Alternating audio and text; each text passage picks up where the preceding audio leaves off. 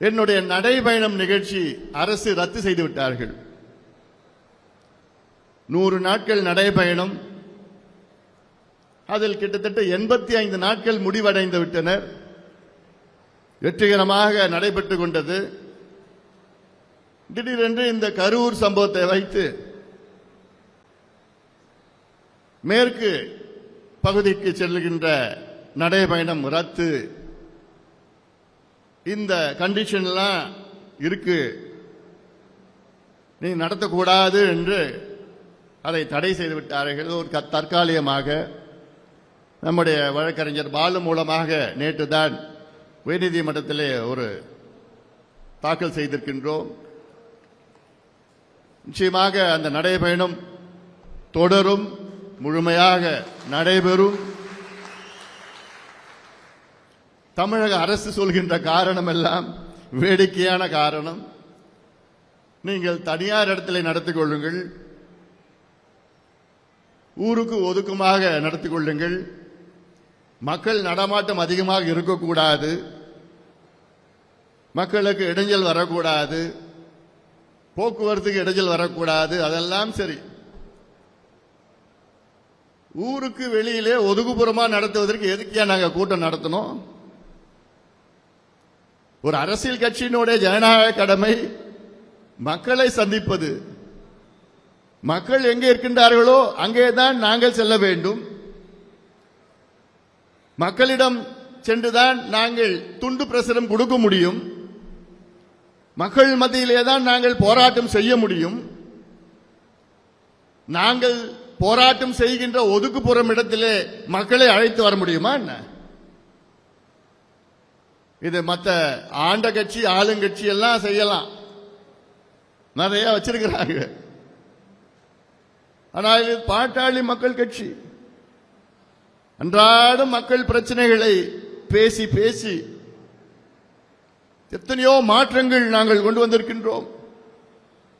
எங்களை முடக்க நினைக்காதீர்கள் அரசாங்கம் அவர்களே.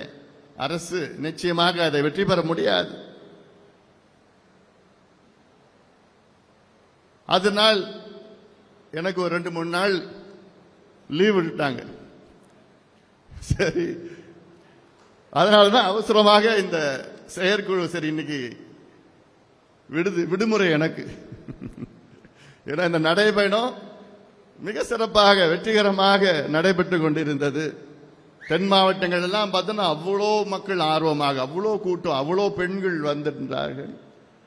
இந்த நடைபயணத்தினுடைய வெற்றி, இன்னைக்கே நான் சொல்றேன் வெற்றின்னு சொல்றேன். இந்த நடைபயணத்தினுடைய வெற்றி என்னன்னா,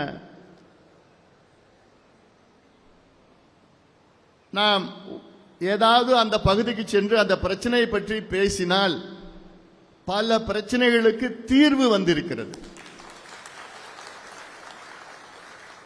சில தீர்வுகள் அன்று மாலையே வந்திருக்கிறது, சில தீர்வுகள் ஒரு நாள் பிறகு, சில தீர்வுகள் ஒரு வாரத்திற்கு பிறகு. நான் பொது வாழ்க்கையில 28 ஆண்டுகள் பயணித்துக் கொண்டிருக்கின்றேன். இந்த 28 ஆண்டுகளில் எனக்கு மிகவும் பிடித்த நிகழ்வு இப்போ நடைபெறுகின்ற நடைபயணம் நிகழ்வு தான். எத்தனையோ நிகழ்ச்சி நான் நடத்தியிருக்கிறேன், எத்தனையோ போராட்டங்கள், எத்தனையோ நடைபயணங்களை நடத்தியிருக்கிறேன், மாநாடுகள் போட்டிருக்கிறோம், எல்லாம் பண்ணியிருக்கிறோம். ஆனால் இந்த நடைபயணம் எனக்கு மிகவும் உணர்வுபூர்வமான இந்த நடைபயணம் மிகவும் பிடித்தது. காரணம், மக்களை, பொதுமக்களை நேரடியாக சந்தித்து அந்த பகுதிக்கு சென்று அந்த மக்களுடைய பிரச்சனையை கண்டறிந்து அதை பேசி அதை அழுத்தம் கொடுத்து அதற்கு ஒரு தீர்வு கொண்டு வந்திருக்கின்றோம். எவ்வளோ உதாரணங்கள் நாம் சொல்லலாம். ஒவ்வொரு பகுதிக்கும் சென்று டெல்டா பகுதியில் போய் பார்த்தா அடுத்த நாள் அங்கே தீர்வுகள் வந்து கொண்டிருக்கு. தீர்வுகள் என்ன?